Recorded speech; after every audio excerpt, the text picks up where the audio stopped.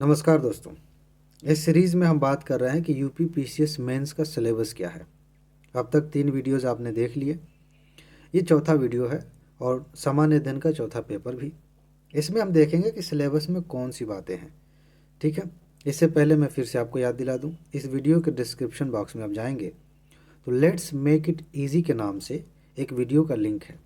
उसे आप क्लिक करिए। इत्मीनान से जब समय आपके पास हो, लगभग 29 मिनट का वीडियो है, उसे इत्मीनान से देखिए, क्योंकि 5 जनवरी से इसी चैनल पर हम शुरू करेंगे लेट्स मेक इट इजी की सीरीज़। इसमें प्री से लेकर के फाइनल सिलेक्शन तक की जो रणनीति होगी, सिर्फ रणनीति नहीं, ये तो सब कोई बात करता है इस बारे में।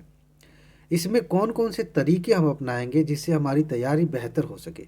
ऐसी कौन कौन सी टेक्निक्स हैं जिनके ज़रिए हम प्री के प्रश्नों को बिना पढ़े, बहुत सारे ऐसे प्रश्न हैं जिनके बारे में हम नहीं पढ़े होते, इसके बावजूद उन्हें हम सही कर सकें।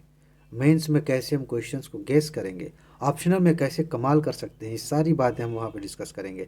लेकिन उस वीडियो को आप देखिए, वो बैकग्राउंड है, वो भूमिका है। एक बार देखेंगे आपका एक दृष्टिकोण बनेगा, आपकी सोच उस डायरेक्शन में जाएगी। बाकी 5 तारीख से बातें हम करेंगे एक एक करके। ठीक है जी। और ये जो आप वीडियो देख रहे हैं, इसकी पीडीएफ आखिरी वीडियो जब आएगी उसके नीचे लिंक मिल जाएगा आपका, वहाँ पे जाके कमेंट बॉक्स में वहाँ पे लिंक मिल जाएगा, जाकर डाउनलोड कर लीजिएगा। देखते हैं टॉपिक। देखिए, जो जीएस का 4th पेपर है उसको सामान्य तौर पर एथिक्स का पेपर कहते हैं। इसकी बहुत सारी विशेषताएं लोग बताते हैं, बहुत गुणगान होता है, बहुत सारे नंबर आप स्कोर कर सकते हैं, जो भी है। लेकिन बात यह है कि इसकी तैयारी करने से पहले आपको पता तो होना चाहिए कि यूपीएससी इस पेपर में पूछती क्या है, कहाँ से पूछती है। चलिए देखते हैं। एक टॉपिक है पहला, नीति शास्त्र तथा मानवीय सहसंबंध। ये देखिए, आगे भूल जाइए, आगे क्या लिखा है यहाँ ध्यान दीजिए। इसमें यह पूछा जाता है बेसिकली कि नीति शास्त्र जो है, पहले तो उसे समझें कि नीति शास्त्र क्या है, उससे मानव का क्या संबंध है, इनके बीच में क्या इंटरेक्शन है, कैसे एक दूसरे को प्रभावित करते हैं। ठीक है। इसमें आगे थोड़ा पढ़ेंगे तो वही बातें हैं कि कैसे इनका संबंध है। मानवीय जो क्रियाकलाप हैं उनमें नीति शास्त्र का सार तत्व आप ढूंढें। जो हम काम कर रहे हैं उसमें नैतिकता किधर है। मैंने यूट्यूब चैनल बनाया है, आप में इसमें नीति शास्त्र का सार तत्व दिखता है मेरी बातों में, खोजिए। आप अपने जीवन में बहुत सारे लोगों से, किसी से दोस्ती है कि कोई हमारे रिश्ते में, हमारे माँ बाप भाई बहन, इनके साथ हम अपना जीवन व्यतीत कर रहे हैं, वहाँ नीति सार देखिए, कौन से नैतिक मूल्य आप निभा रहे हैं, ये सारी चीज़ें हैं। आगे देखिए, इनके निर्धारक और परिणाम क्या हैं। ठीक, कौन कौन सी चीज़ें तय करती हैं हमारी नैतिकता को। और नीति शास्त्र के आयाम आपको समझना है। निजी और सार्वजनिक संबंधों में नीति शास्त्र, आप पर्सनल लाइफ में कैसे नैतिकता का पालन करते हैं और पब्लिक लाइफ में कैसे रहते हैं, ये सारी चीज़ हमें सीखनी है। एक बात का ध्यान रखिएगा, आपको 2 नज़रियों के साथ चलना होगा। ऐसा नहीं कि एकदम पर्सनल लाइफ में ही घुसे हुए हैं, और ऐसा भी नहीं होना चाहिए कि आप हर चीज़ को एक सिविल सेवक के तौर पर ही देख रहे हैं। क्वेश्चन सिर्फ ऐसे नहीं आते कि सिर्फ सिविल सेवक के तौर पर आप बताइए कि आप क्या करेंगे, और ऐसे भी नहीं आते कि सिर्फ व्यक्तिगत रूप से सोचिए। दोनों का मिक्सचर होना चाहिए। हर क्वेश्चन में दिखना चाहिए कि आप एक इंसान भी हैं और साथ ही साथ आप में सिविल सेवक बनने के गुण भी हैं, ये दोनों चीज़ें। आगे देखिए, मानवीय मूल्य क्या होते हैं, इसकी परिभाषा क्या है, ये क्या है बेसिकली। और इसमें आप देखेंगे मानवीय मूल्यों में ही कि महान नेताओं से, सुधारकों से, प्रशासकों से, उनके जीवन से हमने क्या सीखा है, उनके उपदेशों से हमने क्या सीखा है, जीवन में कौन कौन सी वैल्यूज़, जैसे गांधी जी हैं, अहिंसा का मूल्य हमने सीखा। इस तरह की चीज़ें हम पढ़ेंगे यहाँ पर। इसके अलावा मूल्य विकसित करने में परिवार की क्या भूमिका होती है। जैसे परवरिश होती है हमारी, काफ़ी हद तक हमारा नेचर उसी से तय हो जाता है। हमारे अंदर कौन से नैतिक गुण आएंगे काफ़ी हद तक तय हो जाता है। जिस समाज में हम रहते हैं उससे हमारी नैतिकता तय हो जाती है। और जहाँ हमने पढ़ाई की है, जिस तरह के टीचर हमें मिले, वो भी बहुत कुछ सिखाते हैं। बहुत सारे लोग ऐसे हैं, आप में से भी हैं, जो अपने बचपन के दिन याद करें कि आपके टीचर ने, भले वो बहुत मारते थे, लेकिन एक बड़ी अच्छी चीज़ सिखाई थी, आज भी काम आती है। हर किसी के जीवन में ऐसी बहुत सारी कहानियाँ हैं। तो शैक्षणिक संस्थाओं की भी भूमिका है, टीचर्स की भी भूमिका है। ये सारी चीज़ें हम प्रैक्टिकली समझेंगे। एग्जाम देखिए, जो चौथा पेपर है ना, ये एग्जाम्पल्स का पेपर है। जितने ज़्यादा आपके पास एग्जाम्पल्स होंगे, अच्छे एग्जाम्पल्स होंगे, साधारण एग्जाम्पल्स, ऐसा नहीं बहुत हाई फाई, जो हमारी आम जिंदगी है उसके एग्जाम्पल्स, उतने अच्छे नंबर मिलेंगे आपको। आगे देखिए, अगला टॉपिक है एटीट्यूड। अभिवृत्ति, ये वाला टॉपिक मैंने कवर कर लिया है लगभग 90%। ये इधर का थोड़ा सा ये हिस्सा बाकी है और ये बाकी ये भी कवर किया गया। इसको परस्यूएशन कहते हैं। अभी आते हैं इसमें। पहली बात कि एटीट्यूड क्या है, मैंने बताया था डिटेल में, 2-3 पार्ट में मैंने बनाया इसको छोटा छोटा करके, जाके देखिए तुरंत। इसका कंटेंट क्या है, अभिवृत्ति की संरचना क्या होती है, अभिवृत्ति काम कैसे करती है, ठीक है, और विचार और आचरण के परिप्रेक्ष्य में इसका क्या प्रभाव है, इस पर भी हमने बहुत अच्छे से बात की थी। इस एटीट्यूड का हमारे विचारों पर क्या प्रभाव पड़ता है, हमारे काम पर, हमारे आचरण पर क्या प्रभाव पड़ता है, ये समझेंगे। और नैतिक और राजनीतिक अभिरुचि क्या है, सामाजिक प्रभाव क्या है, सोशल जो इन्फ्लुएंस, ऐसे कुछ शब्द था, बढ़िया इन्फ्लुएंस नहीं था, कोई और शब्द है। तो सामाजिक प्रभाव क्या है, ये भी मैंने शायद कवर किया है, नहीं किया होगा तो हो जाएगा। और इसको कहते हैं परसुएशन, सहमति पैदा करना, किसी की बेसिकली किसी के एटीट्यूड को बदलने की प्रक्रिया। किसी ने आपके प्रति नकारात्मक भाव बना रखे हैं, नकारात्मक सोच बना रखी है, आप उसे कैसे बदलेंगे, कौन कौन से तरीके हैं। एक सिविल सेवक के तौर पर लोगों के मन में है कि पूरा सरकारी तंत्र भ्रष्टाचार से भरा हुआ है, वो एटीट्यूड आप कैसे चेंज करेंगे, ये सारी चीज़ें हम यहाँ पे पढ़ते हैं। और यहाँ पे अब देखेंगे विज्ञापन वाला एग्जाम्पल हमने लिया था कि विज्ञापन के माध्यम से लोगों का एटीट्यूड, लोगों की सोच कैसे बदलती है। खैर, अगला टॉपिक देखिए, सिविल सेवा के लिए अभिरुचि तथा बुनियादी मूल्य। यहाँ से हर साल एक प्रश्न आता है, वैसे थोड़ा सा तो सिलेबस है, कहाँ से प्रश्न आएगा, इसी में से आएगा। सिविल सेवा के लिए अभिरुचि होनी चाहिए, क्या है ये अभिरुचि, इसे हम समझेंगे। और बुनियादी मूल्य क्या है, ये सिविल सेवा के संबंध में बात हो रही है। सिविल सेवा के लिए अभिरुचि आपके अंदर है, उस तरह की चीज़ें हैं, नहीं है तो कैसे विकसित करेंगे, वैसे होती है, विकास किया जाता है। बुनियादी मूल्य कौन से हैं, सत्यनिष्ठा क्या है, सत्यनिष्ठा की जांच कैसे करेंगे आप, वैसे केस स्टडी अभी आएगी ना नीचे। निष्पक्षता आपके अंदर है कि नहीं, इसकी जांच होगी। गैर तरफदारी, आप किसी की तरफदारी तो नहीं करते, आप वस्तुनिष्ठ हैं कि नहीं, ये गुण क्या है। पूछ लिया जाए कि सिविल सेवकों के 3 ऐसे गुण बताइए जिनके बिना सिविल सेवा का काम अधूरा है, या वो व्यक्ति सिविल सेवक कहलाने के लायक नहीं, अगर ये गुण नहीं है तो आप इसी में से कोई उठा के उसकी व्याख्या कर दीजिए। अपने आप में हर एक गुण बहुत इंपॉर्टेंट है जो मेंशन किया गया है। और सार्वजनिक सेवा के प्रति समर्पण भाव, ये गुण तो अनिवार्य है। आप सिविल सेवक हैं और सेवा ही नहीं करना चाहते तो फिर क्यों बने हैं, ये सारी चीज़ें। और कमज़ोर वर्गों के प्रति सहानुभूति है कि नहीं, ये बहुत इंपॉर्टेंट गुण है। जब भी प्रश्न पूछा जाए इस सिलेबस के इन टॉपिक्स को ही, इन्हीं टॉपिक्स को आप बस एक्सप्लेन कर देंगे, आपका काम हो जाएगा। एक्चुअली आपसे उम्मीद भी यही की जाती है, आपसे सिर्फ पूछ लिया जाए कि कौन से गुण होने चाहिए, आपसे उम्मीद की जाती है कि ये जो महत्वपूर्ण गुण चर्चा में है, मतलब जिनकी चर्चा की गई है सिलेबस में, इनका जिक्र करें आप, ठीक है। सहिष्णुता आपके अंदर है कि नहीं, ऐसा नहीं कि छोटी छोटी बात पे गोली मार दें किसी को। और करुणा, करुणा है कि नहीं, ये सारे गुण सिविल सेवा के लिए, ठीक है, बहुत ज़्यादा इंपॉर्टेंट है। आम जीवन में तो है ही, ऐसे भी इंपॉर्टेंट है सिविल सेवक के लिए। आगे देखिए, अगला टॉपिक है इमोशनल इंटेलिजेंस, जिसको हिंदी में कहते हैं संवेगात्मक बुद्धि, और भी कई नाम है।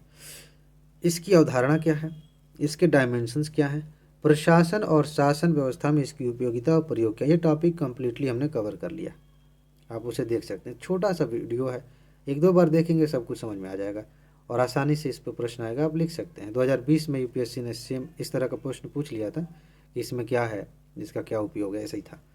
तो इमोशनल इंटेलिजेंस क्या है, ये मैंने बताया था वहाँ पे बड़े अच्छे तरीके से कि कैसे पर्सनल डेवलपमेंट है, आपकी खुद की पर्सनालिटी को बेहतर बनाने में इसका कितना बड़ा रोल है।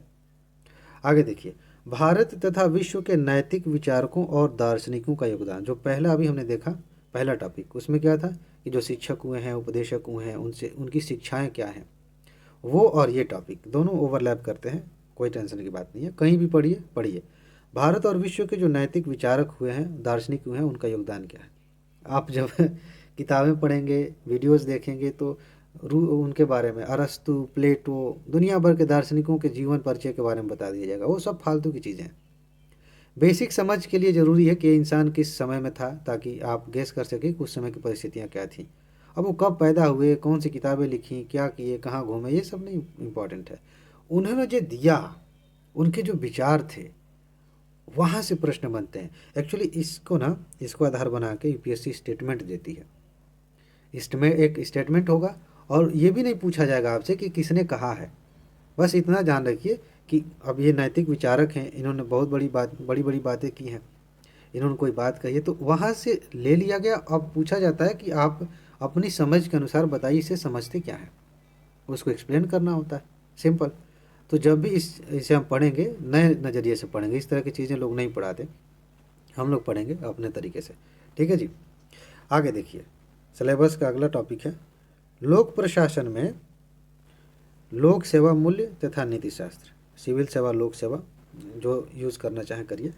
तो उसमें मूल्य और नीति शास्त्र ये आपका टॉपिक है। इसमें क्या है, इसमें इसकी स्थिति क्या है और समस्याएं क्या हैं। हमारे यहाँ लोक सेवा मूल्य में गिरावट हो रही है कि क्या हो रहा है, क्या दिक्कतें हैं। सरकारी और निजी संस्थानों में नैतिक सरोकार और दुविधाएं। अभी सॉरी, निजी निजी मैंने बोला, जो भी है सरकारी और निजी, जो प्राइवेट सेक्टर है और जो सरकारी संस्थाएं हैं, वहाँ पे कौन कौन से नैतिक मुद्दे आ रहे हैं, कौन कौन सी दुविधाएं हो रही हैं, ये सारी चीज़ें हम यहाँ पे देखेंगे। ठीक, नैतिक मार्गदर्शन के स्रोत के रूप में ये देखिए यहाँ से प्रश्न आए हैं, वैसे सब जगह से प्रश्न आते हैं। नैतिक मार्गदर्शन के स्रोत के रूप में विधि, नियम, विनियम तथा अंतरात्मा। यानी कि मान लीजिए कि आप कोई फैसला लेने जा रहे हैं, आपको कैसे मार्गदर्शन मिलेगा, आप क्या करें। आप एक डॉक्टर हैं, आपके पास एक इंजेक्शन है, दो मरीज आ गए हैं और दोनों की हालत ऐसी है कि इंजेक्शन नहीं लगा तो मर जाएंगे। अब आप क्या करेंगे, कहाँ से मार्गदर्शन लेंगे, कैसे डिसीजन लेंगे, ये सारी चीज़ें हैं। तो ये जो विधि है, नियम है, विनियम है और अंतरात्मा है, इसे आप समझिए कि इसे कब लागू किया जाना चाहिए। ऐसा नहीं कि आपके पास दूसरा ऑप्शन है और मेरी अंतरात्मा कहती है कि इसे गोली मार दो। अरे भाई थोड़ा थोड़ा रुको। तो ये सारी चीज़ें हम यहाँ समझेंगे प्रैक्टिकली एग्जाम्पल्स के साथ। ये सारी चीज़ें, जवाबदेही कैसे सुनिश्चित होगी, टॉपिक देख रहे हैं, लोक प्रशासन की बात चल रही है, जवाबदेही कैसे सुनिश्चित होगी। और नैतिक शासन व्यवस्था में नैतिक मूल्यों का सुदृढ़ीकरण। नैतिक शासन व्यवस्था क्या है और इसमें नैतिक जो मूल्य हैं उनको और कैसे मजबूत बनाया जाए, ये पढ़ना है, सिलेबस में है। ठीक है। और अंतर्राष्ट्रीय संबंधों तथा निधि व्यवस्था में जो फंडिंग होती है उसमें नैतिक मुद्दे, जो अंतर्राष्ट्रीय संबंध हैं उसमें कितनी नैतिकता है। चीन जो है बहुत सारे देशों को कर्जा दे रहा है, बाद में कह रहा है कि अब नहीं दे पा रहे हो, ठीक है तो अपना ज़मीन दे दो, क्या ये नैतिक है। तो अंतर्राष्ट्रीय संबंधों में नैतिकता की क्या स्थिति है और जो फंडिंग व्यवस्था है उसमें कौन कौन से नैतिक मुद्दे हैं। अब ये फंडिंग चाहे NGOs की फंडिंग हो या कोई और हो, इसे हम समझेंगे। साथ ही साथ जो कारपोरेट शासन व्यवस्था है इसे आप समझेंगे, ये बड़ा मज़ेदार है। यहाँ से ना केस स्टडी में बड़े प्रश्न आते हैं कारपोरेट शासन व्यवस्था से। ऐसे नहीं आएगा कि कारपोरेट शासन व्यवस्था क्या है, कैसे काम करती है, नहीं। कोई केस स्टडी हो जाए, कुछ इस तरह का ऑफिस का कोई सीन क्रिएट कर दिया गया, वहाँ कोई फैसला लेना है तो वहाँ ये समझना ज़रूरी है। आगे देखिए, अब आपकी ईमानदारी की जांच होगी इस टॉपिक में। शासन व्यवस्था में ईमानदारी, देखिए लोक सेवा की अवधारणा क्लियर होनी चाहिए, वैसे तो शुरू में ही हो जाएगी। ठीक, शासन व्यवस्था और ईमानदारी का दार्शनिक आधार क्या है। शासन व्यवस्था और ईमानदारी का दार्शनिक आधार, अगर फिलॉसफी के ग्राउंड पे देखें तो इसमें ईमानदारी क्यों ज़रूरी है ये हम समझेंगे। इसके बाद सरकार में सूचना का आदान प्रदान और पारदर्शिता, ये आपको पढ़ना है कि सरकारी जो काम होते हैं सूचना का आदान प्रदान कैसे होता है। एक्चुअली ये वाला जो टॉपिक है ना, ये भी केस स्टडी का मटेरियल है, क्योंकि वहाँ पे आपको बहुत सारी रिपोर्ट्स तैयार करनी होती हैं, अपने नीचे के अधिकारियों से ऊपर के अधिकारियों से संपर्क बनाना होता है। तो उसमें सूचना का आदान प्रदान और पारदर्शिता कैसे दिखेगी, ये सारी चीज़ें आपको मतलब वहाँ फेस करना पड़ेगा केस स्टडी में। ठीक है। सूचना का अधिकार है, यहाँ से प्रश्न GS सेकेंड पेपर में भी आते हैं, यहाँ भी आएगा, लेकिन यहाँ पे नैतिक एंगल जोड़ के और प्रशासनिक एंगल जोड़ के आएगा। ठीक। और नीतिपरक आचार संहिता, आचार संहिता, आचरण संहिता, ये दो चीज़ें आपको पढ़नी है। ये क्या है, क्यों ज़रूरी है, इससे सिविल सेवा में क्या लाभ होगा, इसकी क्या समस्याएं हैं, सरकार को और क्या करना है, ये सारी चीज़ें। और मैंने बताया था कि ये जो है नागरिक घोषणा पत्र फिर आएगा, देखिए आ गया। तो नागरिक घोषणा पत्र आपको पढ़ना है, ये क्या है, वही सारी चीज़ें, इसकी ज़रूरत क्या है हमारे यहाँ जो है उसमें क्या कमियाँ हैं। कार्य संस्कृति के बारे में आपको पढ़ना पड़ेगा। वर्क कल्चर, यहाँ से प्रश्न बड़े आते हैं, यहाँ से तो आपको सेक्शन ए में भी प्रश्न आ जाते हैं, मतलब जहाँ थियरी पूछी जाती है, और केस स्टडी में भी आ जाते हैं।